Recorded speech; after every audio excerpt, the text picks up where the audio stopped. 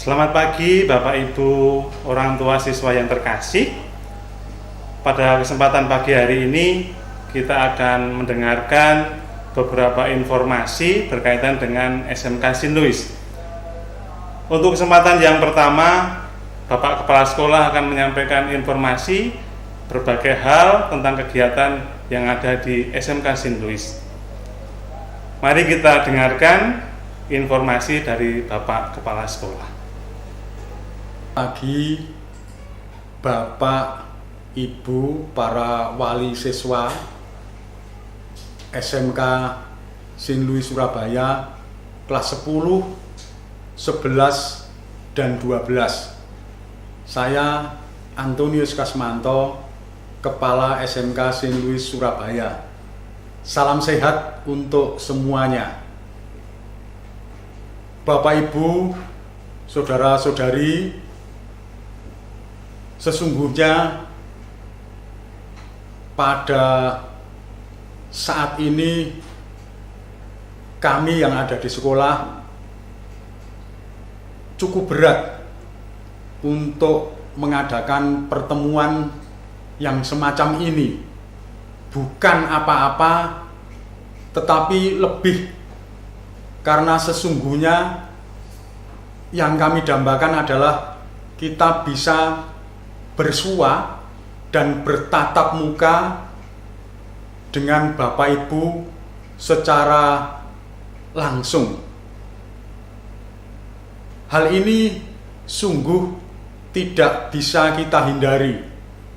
Oleh karena itu, bagaimanapun kita tetap bersyukur kepada Tuhan, kita masih diberi kesempatan untuk bertatap muka walaupun tidak langsung semacam ini.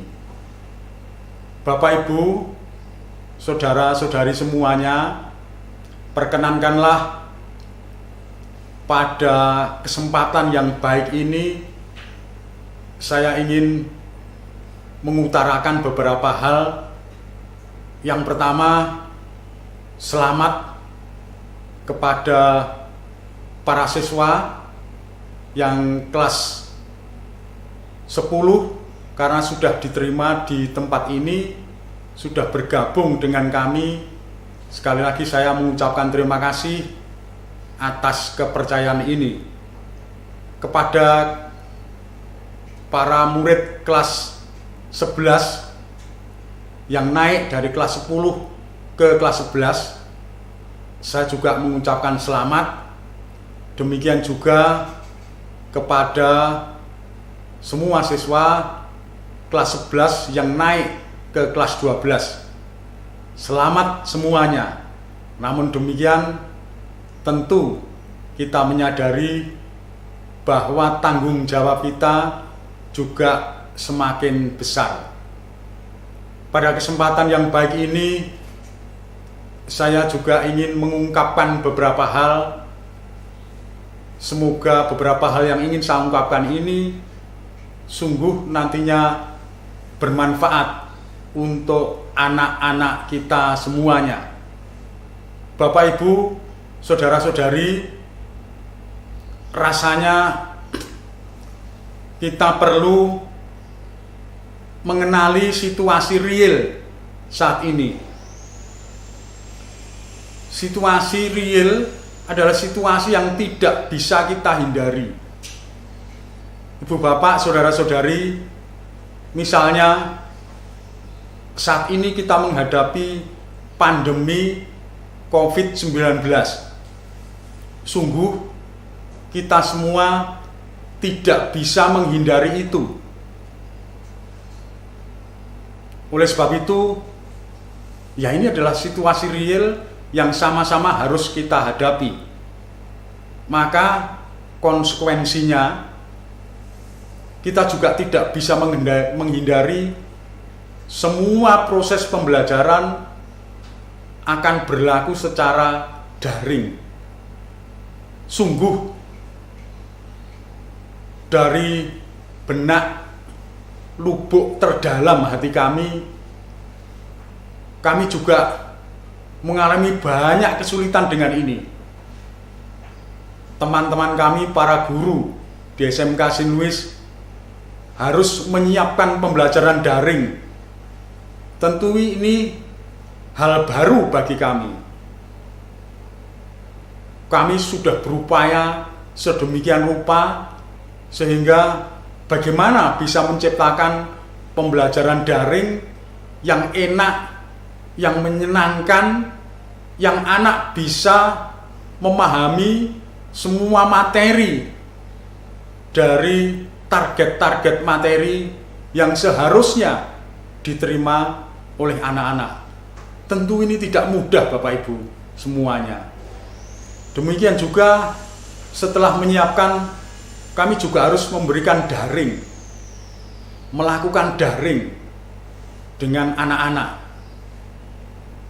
Setelah itu kami harus memeriksa satu persatu. Bahkan ini membutuhkan waktu yang sungguh kadang tidak terbatas.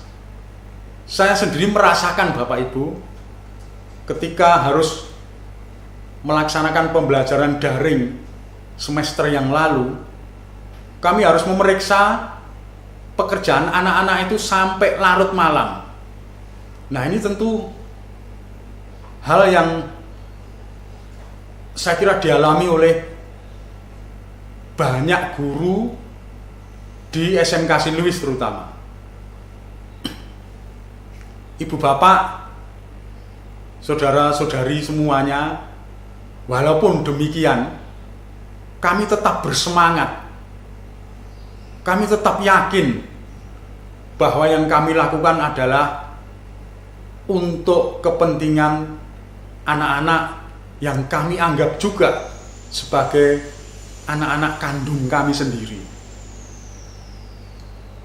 Ibu bapak dan saudara-saudara semuanya, selain itu kita juga harus mengenal tantangan ke depan. Tentunya akan banyak perubahan-perubahan yang akan dihadapi oleh anak-anak kita ke depan. Nah, pada saat ini bagaimanapun kita dituntut untuk cerdas membaca apa kira-kira yang akan dihadapi oleh anak-anak kita, sehingga kita mampu bagi anak-anak kita menunjukkan arah yang benar, menunjukkan kira-kira apa yang harus dilakukan. Oleh karena itu, saya kira fungsi kita juga harus bisa menjadi mercusuar, petunjuk arah bagi anak-anak, sehingga betapa pentingnya posisi orang tua pada saat-saat seperti ini. Bapak Ibu dan saudara-saudari, pilar pendidikan itu kita mengenal 3 pilar pendidikan. Pendidikan pokok itu ada di keluarga. Mari Bapak Ibu kita sadari betul bahwa pendidikan yang pertama dan utama itu ada di keluarga. Oleh karena itu, tentu keluarga dalam hal ini orang tua dan semua anggota keluarga tidak bisa melepaskan begitu saja pendidikannya semuanya di sekolah. Yang kedua adalah sekolah itu sendiri. Lalu yang ketiga adalah masyarakat. Ketiga-tiganya itu harus bekerja sama sebaik-baiknya sehingga anak-anak kita itu dibentuk oleh 3 pilar pendidikan ini. Bapak Ibu, kita bisa saja yang di sekolah sangat disiplin bisa saja. Di rumah juga saya percaya Bapak Ibu sudah berupaya disiplin juga. Tetapi antara di sekolah dengan di rumah itu ada jarak, ada waktu, ada jeda. yaitulah pendidikan di masyarakat. Oleh karena itu, kita sama-sama berupaya supaya ketiga-tiganya berjalan dengan baik. Caranya bagaimana? Ketika di lingkungan sekolah, itu tentu menjadi tanggung jawab sekolah. Tetapi ketika di rumah dan di masyarakat, itu praktis menjadi tanggung jawab orang tua. Contohnya misalnya, kita tidak membiarkan anak-anak kita untuk terlena di masyarakat. Misalnya harus cangkruan, ngopi, dan seterusnya. Nah, ini tentu tugas kita semua, orang tua terutama, untuk tegas mengingatkan bahwa itu tidak membuat kamu berhasil dalam cita-citamu. Bapak, Ibu, saudara-saudari, di sekolah ini kelas 10, 11, dan 12 masing-masing punya agenda pokok. Nah, untuk kelas 10, agenda pokoknya tentu mengenalkan hal-hal dasar, teori-teori keteknikan, dan mestinya keterampilan teknik dasar. Mestinya demikian. Jadi mengenal semua teori-teori dasar tentang keteknikan, skill-skill dasar tentang keteknikan, itu dikenalkan di kelas 10 ini. Tentu karena situasi yang tidak memungkinkan, maka sekolah akan berupaya semaksimal mungkin untuk mengenalkan itu.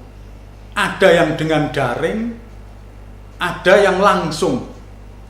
Ya, ambil contoh misalnya untuk teknik audio video, untuk program keahlian teknik audio video, maka banyak fasilitas-fasilitas pendidikan itu yang skillnya harus dipelajari di rumah. Ya, mari nanti kita dampingi baik dari sekolah ataupun dari rumah. Tentu para guru sudah memikirkan sedemikian rupa, semua dilakukan secara terukur dan tidak membahayakan bagi anak-anak. Agenda pembinaan di kelas 10 itu MPLS yang pertama. Jadi MPLS sudah dilewati bersama 1 minggu yang lalu. Kemudian setelah ini anak-anak kelas 10 akan dites, ya, akan mengalami psikotes. Psikotes itu untuk digunakan sebagai dasar pembinaan baik akademis maupun non-akademis di sekolah ini selama 3 tahun tentunya. Ya, misalnya hasil psikotesnya semacam ini, maka model pembinaan yang tepat untuk anak ini harus dengan pendampingan yang semacam ini. Nah, begitu ya. Itu psikotes. Kemudian kampung syukur. Biasanya kampung syukur itu dilakukan langsung setelah MPLS selesai. Jadi dilakukan di luar kota. Mereka akan berlatih di kampung syukur tersebut. Banyak keterampilan yang diharapkan bisa didapatkan oleh mereka.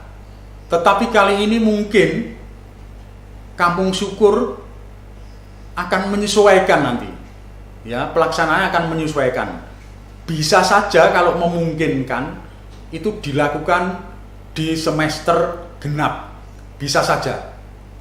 Tetapi kalau tidak memungkinkan ya nanti kita cari alternatif lain yang muatan-muatan pendidikannya, yang muatan-muatan keterampilannya itu bisa masuk. Berikutnya kelas 10 juga akan mengalami kunjungan industri. Ya, kunjungan industri itu untuk mengenalkan, karena masih baru dan SMK itu tentu mengarah kepada keterampilan-keterampilan untuk melakukan pekerjaan-pekerjaan dasar, maka anak-anak juga harus mengenal dunia industri. Oleh karena itu nanti di kelas 10 ada kunjungan industri. Ya, Bapak Ibu. Nah, itu sama dengan kampung syukur. Jadi kita coba cari alternatif-alternatif yang pas untuk semua agenda-agenda itu. Hari ini saya untuk kelas 10, saya sendiri juga baru kali ini seperti ini. Tidak pernah berjumpa dengan Bapak Ibu semua. Kita hanya berjumpa lewat ya video semacam ini. Lalu dengan anak-anak, saya juga tidak pernah tahu para murid kelas 10 di SMK Saint Louis itu semacam apa. Ya hanya lewat profil-profil dari tes itu yang bisa dikenal. Bahkan para wali kelas juga belum pernah bertatap muka langsung dengan anak-anak. Nah, ini mari kita sadari. Mari kita sadari bersama bahwa ya itu menjadi situasi real yang kita hadapi begitu. Ya. Nah, banyak situasi-situasi real yang kita hadapi sekarang ini dan kemudian harus dicari solusi terbaiknya. Ya, mari kita coba bersama berefleksi untuk mengenal dan mendapatkan apa sih situasi-situasi real sekarang ini, dan tantangannya, jawabannya harus kita cari. Ya, artinya solusi untuk kebaikan anak-anak ini harus kita temukan gitu ya. Untuk anak-anakku kelas 11, maka agendanya paling padat ini, paling padat. Kenapa? Karena kelas 11 itu materi semester 1 dan semester 2 itu rasanya harus habis di semester 1. Padahal semester 1 ini kita bertemu dalam situasi daring. Oleh sebab itulah dituntut tanggung jawab yang lebih. Ya, dituntut tanggung jawab yang lebih. Nah, betapa pentingnya ini. Kenapa kok harus habis di semester 1? Karena pada semester 2 itu ada agenda besar, yaitu praktek kerja industri. Nah, praktek kerja industri menurut peraturan pemerintah terbaru itu harus dilakukan selama 6 bulan. Kalau sesuai agenda dan memungkinkan, maka praktek kerja industri akan dilakukan penuh di semester genap. Oleh sebab itulah tanggung jawab kurikulum di semester genap itu harus selesai di semester 1. Nah, di kelas 11 itu juga ada agenda studi budaya dan kunjungan industri. Ini juga rupa-rupanya di sekolah ini sudah menjadi agenda yang rutin.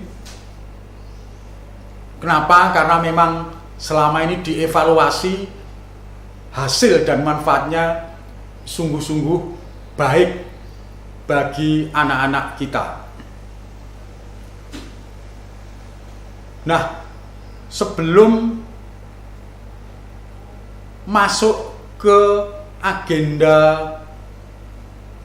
praktek kerja industri untuk kelas 11, itu akan ada persiapan, ya, persiapan praktek kerja industri, yaitu PFMD. PFMD itu kepanjangan dari atau singkatan dari pembinaan fisik, mental, dan disiplin, ya. Nah, itu agenda-agenda besar di kelas 11. Kemudian agenda kelas 12 ini tentu juga tidak kalah padatnya. Walaupun santer diberitakan bahwa nanti tidak akan ada ujian nasional lagi, begitu ya. Tetapi ya kita tidak tahu, ya, sampai sekarang itu belum terjadi, ya.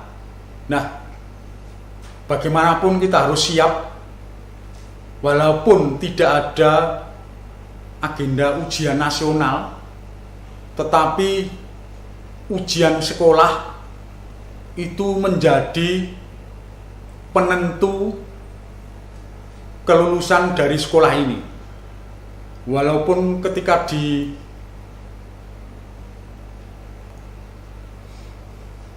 dimaknai secara sungguh-sungguh, maka sesungguhnya ujian sekolah itu memiliki makna yang sangat besar, ya. Selain menentukan kelulusan anak-anak, ujian sekolah juga menjadi tolak ukur kualitas dan mutu sekolah. Memang sekarang mungkin belum bisa dirasakan, tetapi ke depan seleksi tentang mutu bagi sekolah-sekolah ini masyarakat akan melihat, terutama para pemakai tenaga kerja itu akan melihat, wow, dari SMK Sinlui itu kalau nilainya 6 itu berarti sungguh-sungguh 6, nilainya 7 sungguh-sungguh 7, dan seterusnya. Itu kedepannya akan bisa dilihat oleh masyarakat pemakai lulusan kita, ya. Jadi mutu sekolah itu akan sangat tergantung dari ujian nasional, dari ujian sekolah. Selain itu juga masih ada agenda-agenda lain yang tidak kalah pentingnya dari ujian-ujian, yaitu uji kompetensi keahlian dan seterusnya tetap akan kita lakukan di sekolah ini. Sekolah ini punya tuntutan atau punya standar yang lumayan. Kalau dilakukan sekarang kita lakukan, maka ketika anak-anak kita itu nanti melanjutkan ke perguruan tinggi, itu akan mendapatkan banyak kemudahan-kemudahan. Ya, misalnya anak-anak harus membuat makalah, harus membuat project work, dan seterusnya. Nah, ini tentu tidak mudah, dan kemudian nanti diuji. Nah, ketika kuliah itu akan terjadi, dan mereka akan lebih dimudahkan untuk menyelesaikan pendidikannya. Selain itu, sebagai pengganti ujian nasional, maka pemerintah akan mengeluarkan AKM.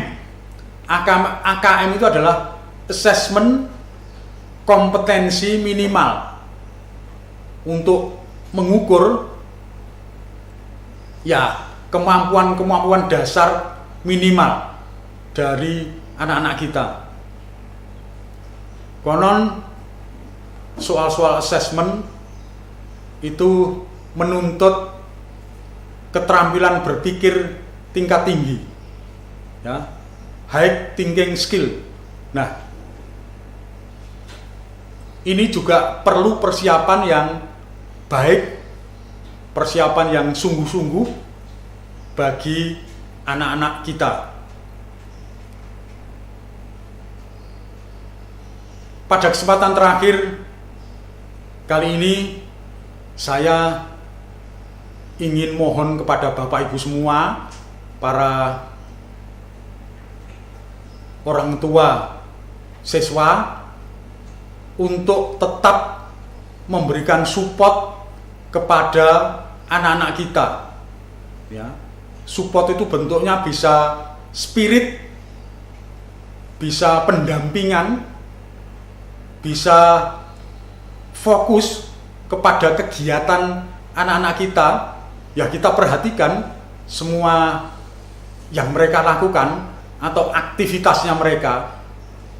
Ya, kita fokus kepada anak-anak kita. Juga fisik, ya, physical. Misalnya mereka sudah gondrong, rambutnya sudah panjang, ya coba dipotong, ya, supaya pantas tetap sebagai pelajar SMK Saint Louis Surabaya. Kalau tidak berani ke tukang potong, ya coba dipotong sendiri misalnya. Ya, itu kan akan lebih aman, gitu, ya. Lalu juga tidak lupa juga doa. Betapa pentingnya doa. Doa itu sesungguhnya adalah restu bagi anak-anak secara spiritualitas. Energinya tidak kelihatan, tetapi akan memiliki dampak yang luar biasa terhadap perkembangan anak-anak kita. Mari Bapak Ibu kita yakini ini semua, bahwa ya, doa orang tua itu betapa pentingnya bagi perjalanan hidup anak-anak kita.